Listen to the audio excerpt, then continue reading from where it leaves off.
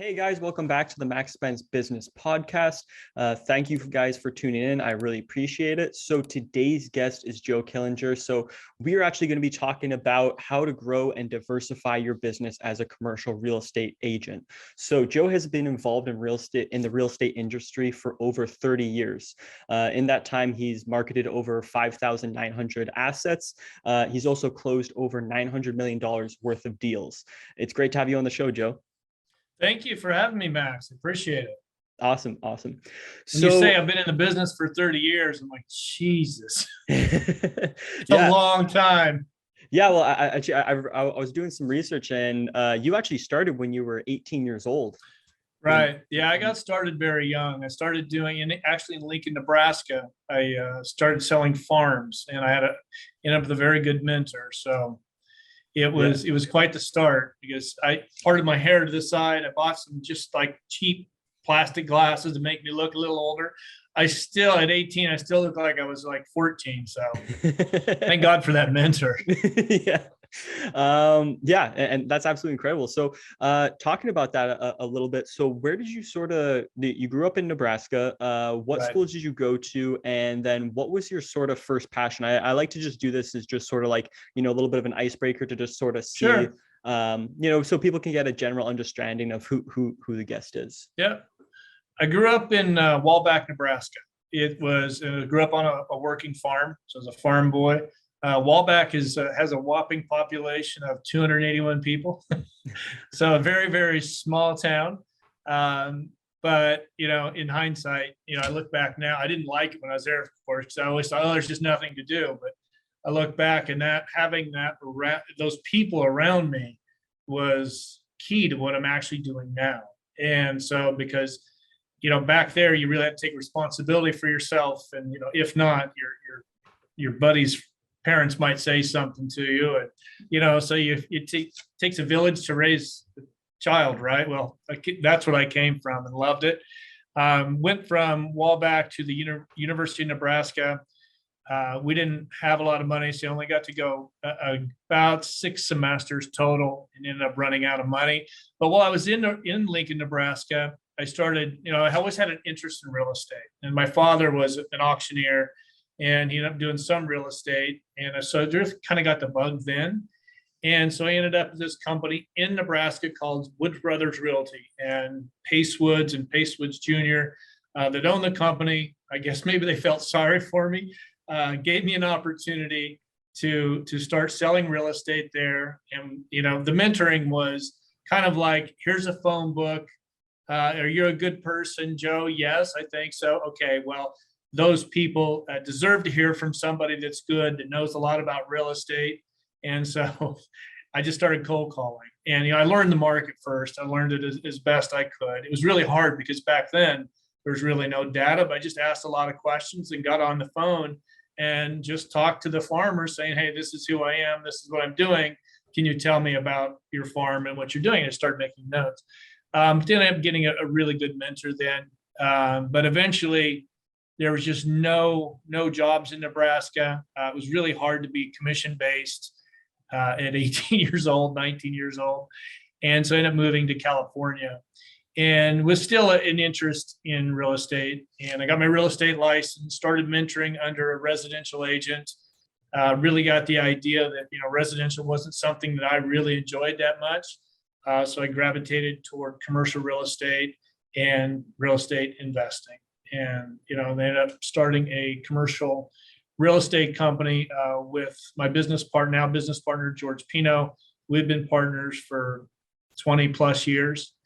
And now we've got Commercial Brokers International in Los Angeles. We have about 14 agents. It's a full service brokerage.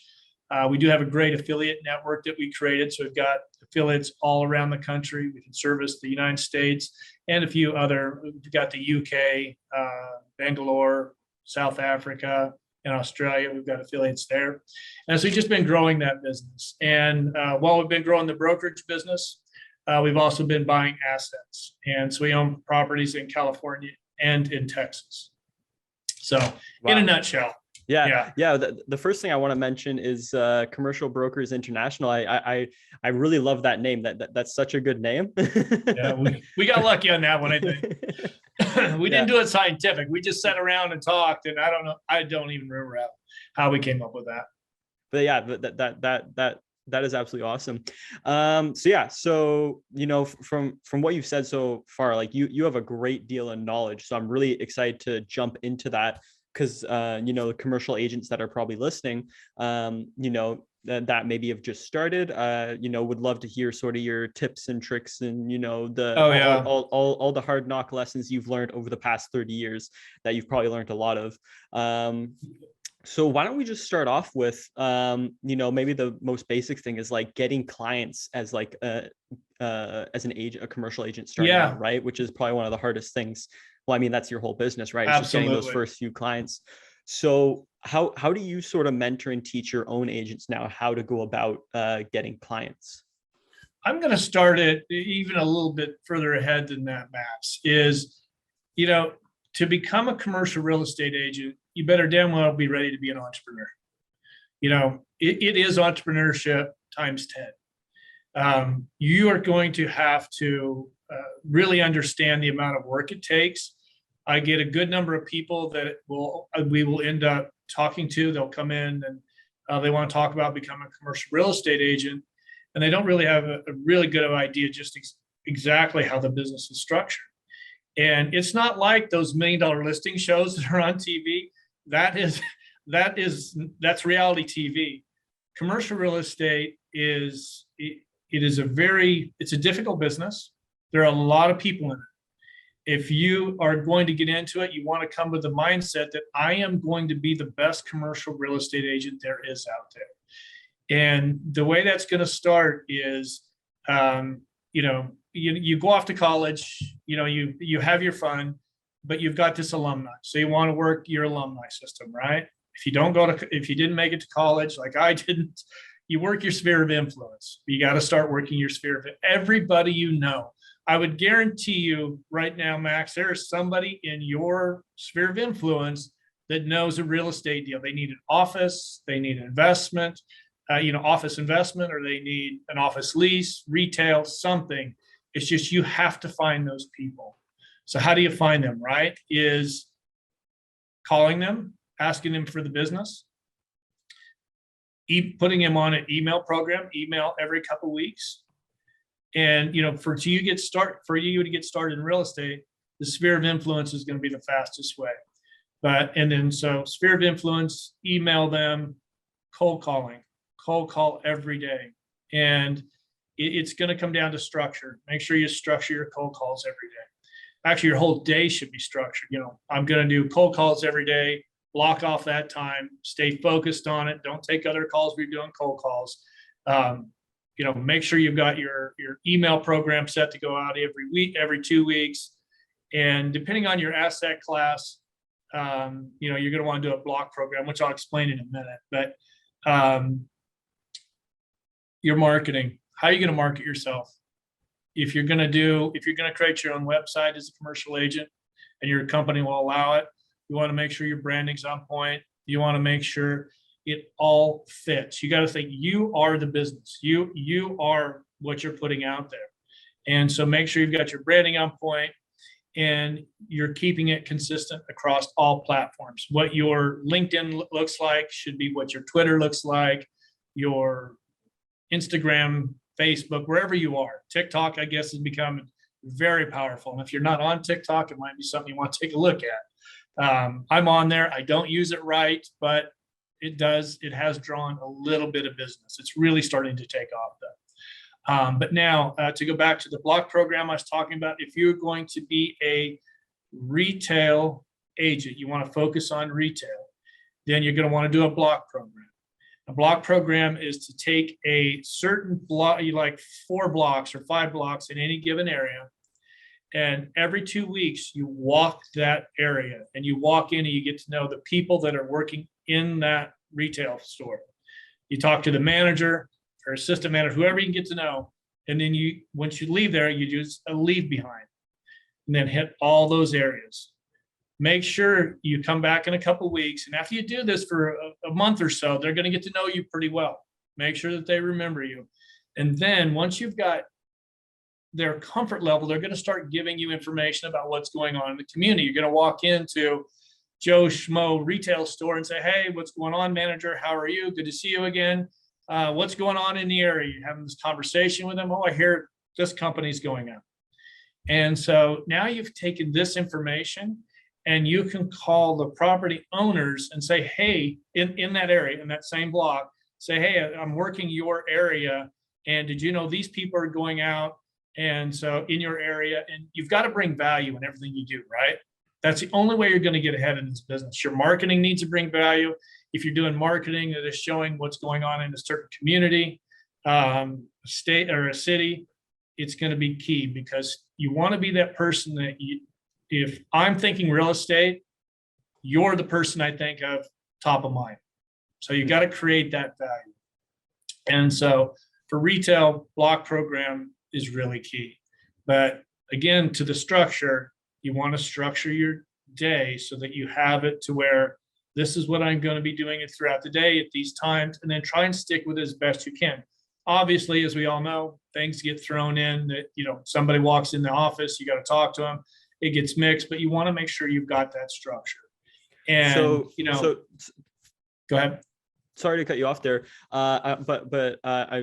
People might be listening and be like, okay, like the structure your day. What would you say is like a basic structure that you would do for your day? Like, should you, like do the cold calling at the beginning of the day because you're more sharp, or, should you maybe structure something else into there? Like, it depends on your market. It depends on your market and your person. This is what I have. This is what I do is 8:30 marketing goes out. So social marketing goes out. Instagram, Facebook, Twitter, LinkedIn, and about twice a week, TikTok. And I make sure everything goes out. 9 to 9:30, cold calls go for 2 hours. So you're at 11:30, and then emails go until noon. 1 to 1:30 is just follow-up calls from the day before. And then I think it's 2:33, so almost 5 is cold calls again. So, but again, that gets moved almost every day. Yeah. But that structure in some kind of format you want to get to and stick to. Mm-hmm. Yeah, 100%. And then the other thing you mentioned was the block profile, which I thought was really, really interesting, because it's like, maybe for somebody when they first get into real estate, or actually, like, I'll talk about my own experience when I first got into real estate. I'm not in it anymore, but when I was first in it, it was a little bit of like running around with like, my head cut off, like headless chicken type of stuff, right? Because it's like like if you're in a big city, the market is huge, like, and that's, and you're trying to, and maybe you're thinking like, well, I was like, okay, like how am I going to try and cover everything? But in reality, you don't need to try and cover everything. You're just trying to get like really, really knowledgeable in a certain part. So that's something that I thought was really amazing. And can you actually dive a little bit deeper onto that? Like, how do you guys sort of pick, like, let's say a block, or, a radius to sort of start working in and learning about? Like, is there any indicators that you look for to be like, okay, I see a lot of value that there might be like a turnover of leases or something like that? Or how do you sort of look at that? It depends on the area. I try and sit down with the agent once that's going to do a block program and keep it fairly close to where they live, so they can do it on the way into the office or on the way home. And so, but we also look at price per foot. You want to have a price per foot that you can figure out, okay, if it's, $2 a foot and our average lease in the area is, 1,500 square feet, it's probably not the area you want to work. You want to find something that is, $3, $4, $5 a foot, and it's, the bigger leases that can be done there. So you really want to break it down. I really ask our agents, how much money do you want to make in your first 2 years in the real estate business? And they'll say, 300, whatever the number is. And then I break it down. I think, okay, so then here's your yearly, here's your monthly, here's your weekly, here's your hourly rate. This is what you should be figuring out you're losing every time you're wasting. How are you going to make this $75 to $80 an hour. How are you going to make that? And doing a $2, 1,500, 1,200 square foot lease, it's going to be really hard to get there. So you really want to back it out and really look at, okay, this is the market I want to be in.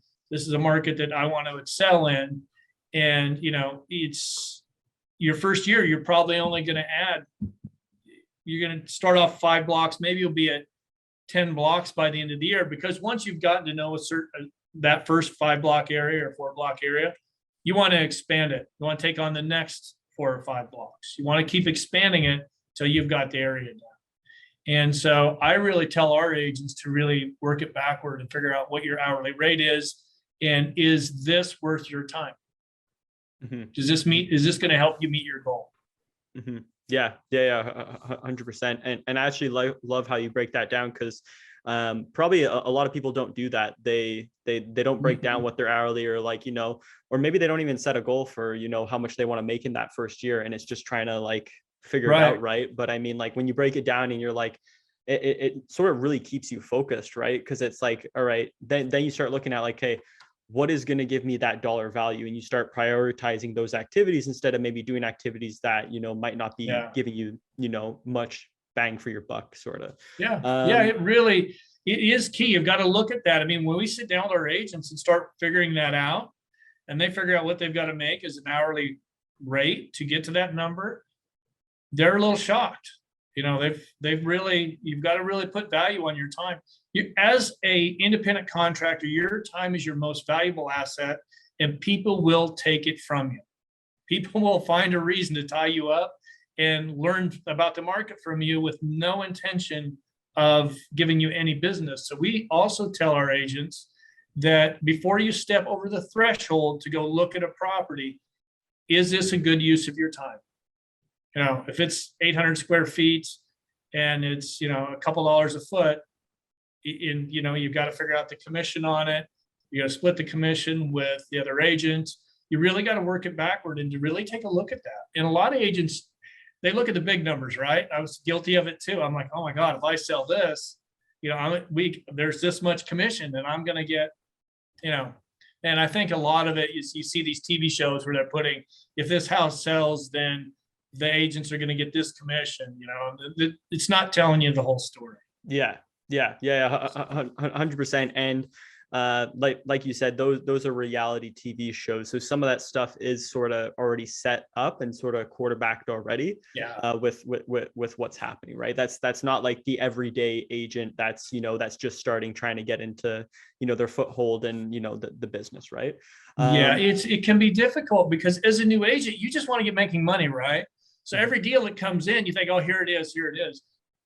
This is the most important part of your career that you need to be vetting everybody out. Is if, you got somebody that says, hey, I've got a concept for a business. I need 3,000 square feet, restaurants, and you don't vet them out. You want to know, do they have experience? Are they a proven operator? Do they have the money? Can they actually close on the deal? And so you've got to ask them all these questions before you actually start working with them, because they are happy to have you go out and look at property. The fun part is going to look at the properties, right? But as an agent, can this client afford to close them? So really vet your clients out before you step over the threshold of the office to go work with them. And, California is a little unique in that, we don't sign an agreement to work with people. Let's say if we get a buyer, if I go to Texas, I was shocked when I was buying property in Texas. I had to sign an agreement with the broker going, you're my only broker. You're going to find me the deals, because we don't do that in California. So we have our agents try and get them, if they can, exclusive working agreement. But it's difficult here. If you can get exclusive working agreement, it helps. That's actually pretty crazy, because I'm from Ottawa, Canada, and that is sort of the norm here to be to have to get that agreement signed, right? It's the same thing probably with Texas, right? It's it's just one of those normal things. It's oh, you're going to work for a real, if you're going to be my client, you're going to I'm going to be the only agent you're working with, right? It's not there's 5 other agents and I'm doing all this effort. And then you, at the end of the day, be you know what? No, I'm going to go and do something else, right? Which can be a little bit, like a little bit depressing as an agent, right? When that happens, right? No, it can be a lot depressing Yeah. and very painful because Yeah. you might have missed out on a good client. Hmm. And I'll give you an example. We just had a client or an agent this morning that was talking to somebody, and the guy goes, listen, I want to just, he goes, I've got cash. So I want to go after 20 to 25% below market and just write offers to see if I can get one. And I just said, why would you work with somebody? There's so much cash out there right now that people are going to pay market for stuff. You're wasting your time. And the agent, she says, yeah, I just told him when he wants to get to where he's buying at market price, then great. But she's not going to be wasting her time writing all these deals, because you could make a career out of writing offers that are never going to get accepted. Yeah. And honestly, it will, as a broker or an agent, it can ruin your reputation in the marketplace, because you start writing low ball offers. Let's say something's at 10 and you're coming in at 7 million. The broker is going to kind of laugh at you and probably lose a little respect for you. Yeah, 100%. And that's something I sort of learned as well when I was in like the industry for a bit, was like that I didn't know beforehand, is that I thought it was a little bit maybe like, oh, the other agent, like you're against that other agent. It's like, no, with that other agent, it's like you actually have a business relate, like not like a business, but I mean like a relationship with that agent, right? Because that can be so like that's what I've just seen, is like that can be so useful to getting a deal done, right? And if you blow if you blow your reputation and you're sort of known as the agent that will not be who can't really close and is just throwing around offers all the time and they're not really serious, then I mean the agent who has the property is going to be like, okay, well, I'm just not going to even look at, well, not that I'm not going to look, but I'm not even going to take into account that offer, right? Because it might not really close. Absolutely. Your reputation is everything. It's your career. And that's why networking amongst other brokers is key in our industry. Because in Los Angeles and in Texas, a lot of them, where we do most of our investing, the good ones know each other, right? And they work together. So, and it just happened yesterday. We have a property that we were talking about, and the guy said, listen, if I can bring you a deal on it, he's a Texas broker and we're in for our LA property, because I got a deal I can bring. And so my business partner, him and his whole network of brokers, they'll talk to each other, and they know that the guy on the other end of the line, the guy or lady on the other end of the line is going to be able to close the deal, right? So it's not even going to go to the market. They know that this person is going to pay market rate and they're going to close the deal. So, and it's because of my business partners, all this networking he's done all these years, and it's key. Yeah. It's key. Yeah. 100%. Like I don't know how it works in LA, but I know something that was really interesting about the commercial space in my in Ottawa was that a lot of deals don't go to market. Like they're done off market, right? Because brokers sort of work that out between their clients and stuff. And there's so many deals that happen off market that you will never see. And that's why you sort of need like a really good commercial agent, right? To be involved with those deals, right? But to be a really good commercial agent, you have to have a good reputation, right? So it all sort of links back together. Yeah. And all those people in his group, they know that before they bring a client on, they've completely vetted him out. They've got the money. They've actually seen the money that can close the deal, or they're in a 1031 exchange too. But they know that they've got the money to close the deal.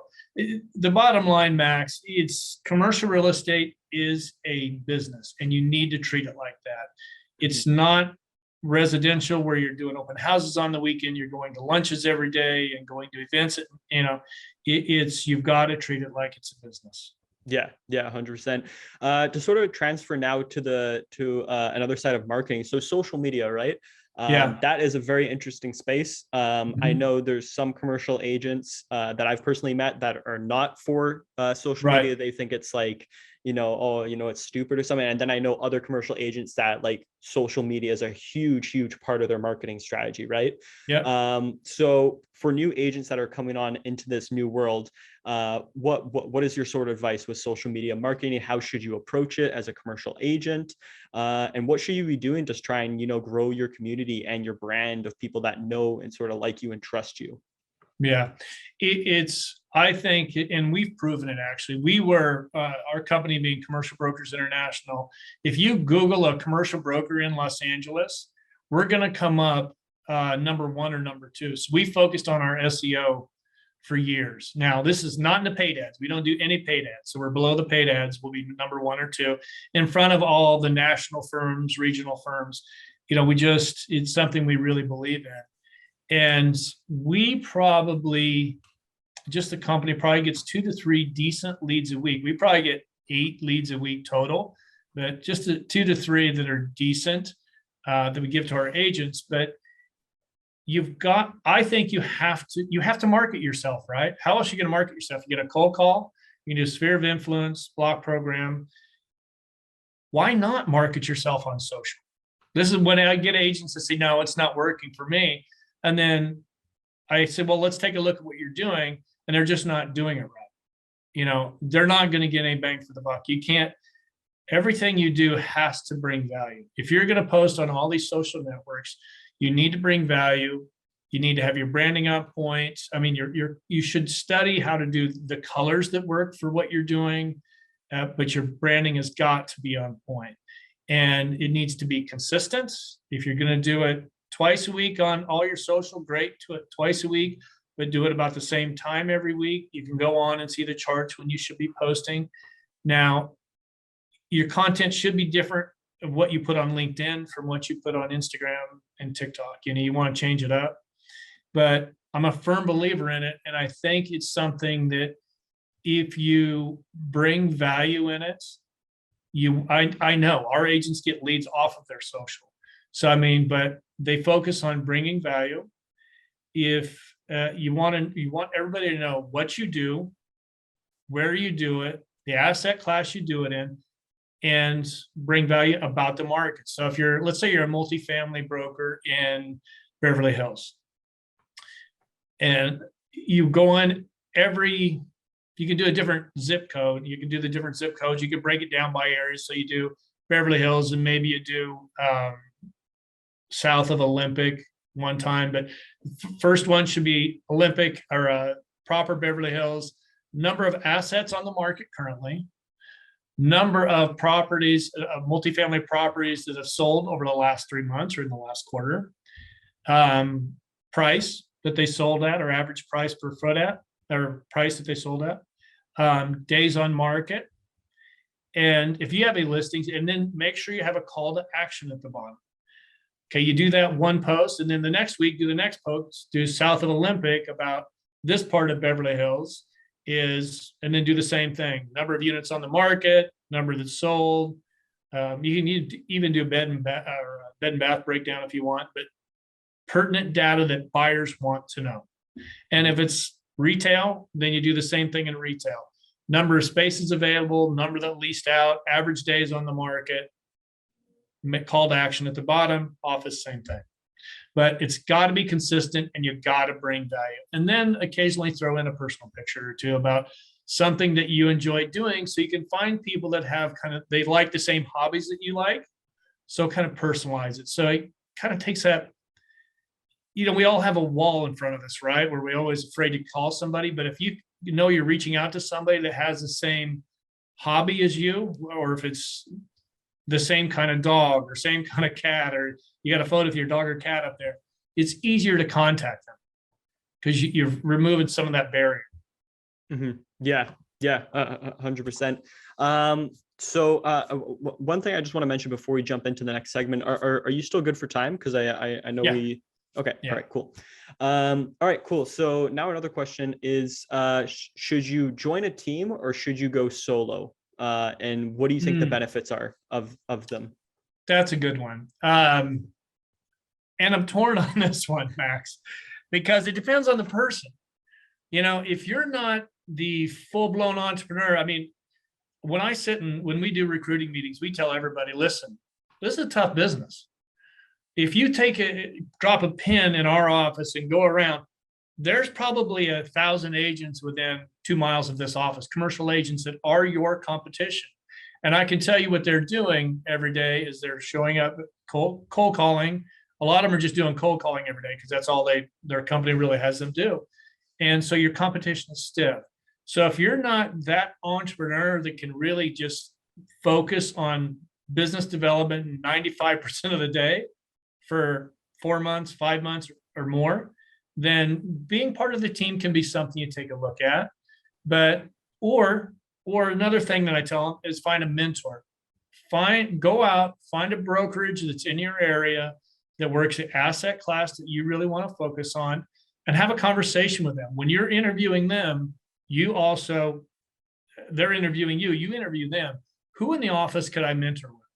And then tell them, listen, I can bring this value to that person. If it's somebody that doesn't have any marketing savvy, maybe you can do the social for them. Maybe you can do their email programs for them. You can do the showings for them. Bring value to a mentor within the company or the individual within the company that you want to be really a part of. If you're going to be part of a team, you're probably going to be put on, okay, you're the office guy, you do office, and that's all you're going to do. And, then if you're out to dinner and somebody says, hey, I want to sell my multifamily building, you're going to have to pass it off. You're not going to be able to do the deal. So but you can also learn a lot being part of a team. Maybe you go as part of a team until you feel like you've learned enough. But it's you have to look in the mirror and be honest with yourself. I am that true entrepreneur that can go do this on my own, or I just need a mentor and a good company that I can work with them and really help build their business, and they're going to teach me. Or the team member that really wants to take their time and really learn all about being an office broker. So you got to be honest with yourself before you even get into this business. Yeah. And I suggest diversification. Yeah. 100%. And that's actually a great segment to roll into the next piece. But before that, I think 100% is really knowing your personality type. And, are you going to be able to sit down for, like you said, the 4 months and do, cold calls and just hammer things out? Yeah. Or are you somebody else that maybe you can do that, but maybe you have other skill sets that, you like to work in a team environment and help other people? Because there's some people that they love to just do it by themselves and they're just in it and they don't need anybody else. And there's other people that, are great supportive players and they are absolutely crush at that of quarterbacking and lining things up. Right. Yeah. So in order to jump into the diversifying, so let's actually talk about that. So what do you mean by diversifying as a commercial real estate agent? Yeah, we tell our agents, focus on one asset class. If you're going to be an office broker or a retail broker or go be the best office, retail, or multifamily broker there is in your area that you're working. Be the best at it. But now I should clarify, we do classes 3 times a week, Mondays, Tuesdays, and Thursdays at 8:30 a.m. So we really teach our agents all asset classes. So they've got an opportunity to learn. But if you're going to do that one asset class, you want to be able to diversify. So if I'm out having dinner, same guy, multifamily comes in, and I can do that multifamily. Maybe I don't know enough to do it on my own, but somebody else in the office that's a multifamily broker, I could work with them and say, hey, I want to learn how to do this. Can you show me? I'll do all the legwork and you do all the contracts, and let's split it 50-50, 60-40, work on a split with them. But really learn how to do that, because I don't know, Max, but if you were an office broker for the last year and a half or a retail broker, what were you doing? I mean, you were twiddling your thumbs, and if you were newer, so a lot of the established guys still had business going right. But if you were newer, we lost 5 agents because they were newer and they were office and retail, and they had to go. A couple of them moved out of state, and a couple of them had to go get jobs wherever they could find them. And so I think they'll get back into the business, but they had to get out because there was no office and retail going. So if they'd have been just a few more months along and were a little bit more established before before COVID hit, I think they'd have been okay, because we really pushed them to diversify. Because multifamily, industrial, it's been on fire here in Southern California. So they could have diversified. And that's how the rest of our agents made it through. Okay. And one thing you really mentioned there was like that the losing the five agents, right? And that is something that I think people don't really fully take into consideration, is that when you actually start real estate, you're 100% commission. You're not getting Yeah. paid. You're probably going to have a lot of, when you start, you're going to have overhead fees, like all that type of stuff. Mhm. So giving some advice on that, like how much, like how much, like when you have a new agent that comes into your office, like what do you recommend? Say like, hey, you should have like 10 grand saved up. Should you have 5 grand saved up? Like, what's your sort I of tell talking? them eight to 12 months. We tell them 8 to 12 months. We've actually never had anybody go 8 to 12 months. I think the longest we've had is 4. And, that was somebody that started during the pandemic, and it's been slowing down. He got busy, but, you really want to, I don't know what their expenses are. I mean, if they have got a fancy car and they're paying $2,000 a month for that. So I go by the months. I think you need to be really focused on 8 to 12 months of money set aside, and really, but I also tell them, listen, your first 2 years, you better be in the office 8:30 to 5:30. You better schedule it to, you live here, because your competition is, it's, the competition is fierce in commercial real estate. But the thing is, not all those people that are working all those hours are that good. If you have the mindset of, I'm going to be the best, and you've every commercial agent should have all the tools to know the market better than their neighbors. And if you know what's going on in your market, you're on the phones, you're cold call, and you should know for cold calling too, right? You should know everything going on in the marketplace. So be the best, bring value, and it'll Awesome. go a lot faster. Awesome. Yeah, I absolutely love that. So we're coming to the end here. I just want one last question for you. So what is one question you wish people asked you more about your life? Oh, ah, you know, it's, I don't know. I guess I didn't ever think about that before, but I think for what is my end game, I guess, and that's what I really focus on every day, is my end game. If I get, and maybe it's because I'm getting older and I think about this more now, right? But what impact will I have when I'm gone? Will there be an impact? And I think we don't want to all be forgotten, right? So I try and look at, we have a mentoring program we do. It's for Mentor Wire. We mentor young women that are in low income areas that want to get into real estate, not just in sales. If they want to be an escrow officer, a title officer, anything in real estate, we'll find somebody to mentor them. And so I think that's, figuring out how I'm going to be remembered when I'm no longer here, Yeah, yeah, and the impact I left. yeah, and that's actually something I think, like I'm very young, like I'm 21 years old, but I think that's something that a lot of people start thinking about once they start getting older, and they start thinking about everything that they've done in their lives, and like what am I sort of like, I'm gonna be going someday, but what am I sort of leaving behind for like the next generation, right? Which I really love about humans, right? It's like that's something that all humans sort of do, is like, trying to leave something for the next generation to help them to improve it for, the generation after, which I really love. And I think our business affords us to do that, because you should get involved in the community you're working in, right? So if you're selling multifamily in Venice, you should be working that area. Maybe you're working in a homeless program down there. It's something you should be able to make. You should have an impact in your industry. So I think our business specifically affords that opportunity. Yeah, 100%. And I think that's a great place to end the episode. Thank you again, Joe, for coming on the show. It's been an absolute pleasure. Where can people find out, more about you guys, what you guys have going on, and if they want to reach out to you to either maybe interview for a job, or to get a commercial deal. I've got if people, I just have questions about commercial real, or about real estate in general, I've got a website. It's just under my name. It's Joe, JoeKillinger.co. JoeKillinger.co. You can reach me there. We put we have a website. We also have a YouTube channel. You'll be able to see the YouTube channel on there.